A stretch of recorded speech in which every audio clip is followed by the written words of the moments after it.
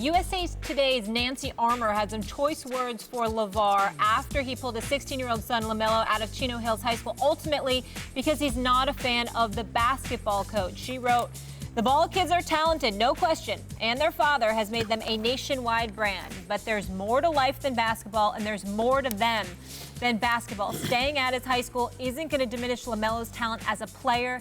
The same cannot be said for his development as a person." Will Cain, Damien Woody still here with us. Stephen A., I'll start with you on this one. Do you agree with Nancy Armour? Absolutely not. Emphatically disagree with her. I respect her work. I respect the work that both her and Christine Brennan does. This is just about this particular article. Let me emphasize that. The reason why I emphatically disagree with her is because of the examples that she used. She brought up Todd Marinovich and what he went through because of his father, Marv, and how fixated he was on his son. So he monitored everything about his son, brought in specialists, had him through a regimented training program, and, since birth, for crying out loud. Last time I checked, LaMelo was 16 years old.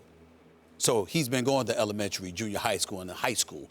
And so because of this particular coach at this particular program, with his son having a year or two left in the high school level, he's decided to go this route. Now, you can disagree or agree with that all you want to. I actually kind of disagree with it. I don't think it's the wisest move to make, and I certainly am on the record saying that I don't like the way that LaVar Ball has called out the administration or the coach. But the title here is, it's official. Ball is the worst sports parent.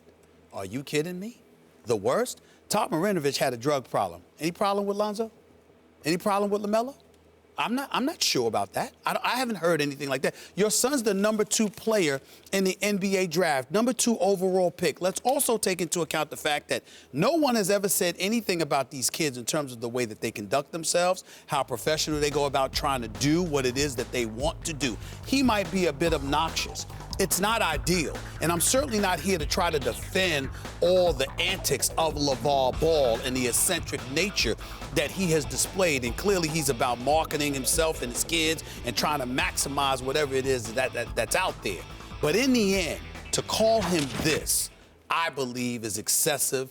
It's beyond the pale, and it was. Well, you also don't have. A lot of people would kill to have a father. You also don't have the evidence yet. I mean, really, what we're saying is time will tell. You know why? It always does, and the jury's still out. Now, is it impossible for me to imagine a 30 for 30 one day and one of the Ball kids or a couple of them saying, "Oh, my father was overbearing"? That's not impossible for me to imagine. Right? I mean, it's not impossible. But so far, so good, actually, with the Ball kids from everything we know. And furthermore, it seems to me that LaVar's basic disposition is, let's see how this all shakes out. You raise your kids your way, I'll raise my kids my way, and let's see how it all shakes out in the end. Furthermore, your values don't have to line up precisely with mine. We can disagree about real important values to us in fundamental ways and still respect another parent's right to raise their kids the way they see fit. So on philosophically, I disagree, and I also don't think the evidence points to it. I like both of your conclusions. I just don't like your arguments whatsoever. Let me tell you what I mean by that. The worst sports parents, by the way, are the ones that, first of all, in my ranking of worst sports parents, are the ones that never go about acknowledging their kids, who don't actually parent their kids. Your rebuttal could be, they're not actually sports dads, or they're not actually sports parents. They're just fathers. They just created this human being. That's the #1. And by the way, there are sports examples of that left and right. That's the #1. You mean culture. Abandoning the children, essentially. Not being a part of their life. Right. Yes. In some cases, that's even worse. Not even acknowledging their existence or denying their existence. And it's not hard to come up with those examples. So that's #1 on my list. 100%. #2 are those that actually steal from their kids. Unfortunately, I believe that Bernie Kosar, for an example, has had this situation where his dad helped manage his career and ended up actually stealing from the money he made in his career. So that would be #2. But #3, now, Stephen A., this is where I disagree with you.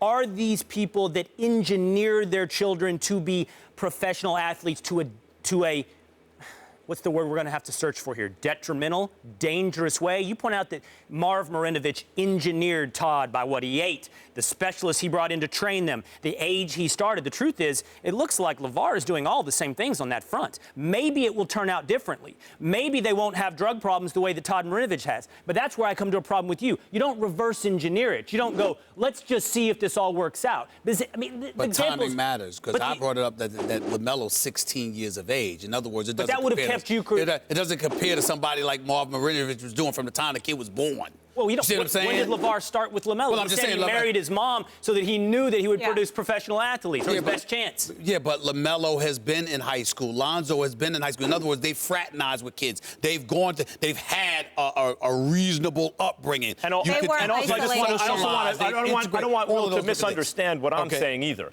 I'm not saying that the ends justify the means. What I'm saying is we're trying to extrapolate from what we understand of them publicly the way he's raising them at home.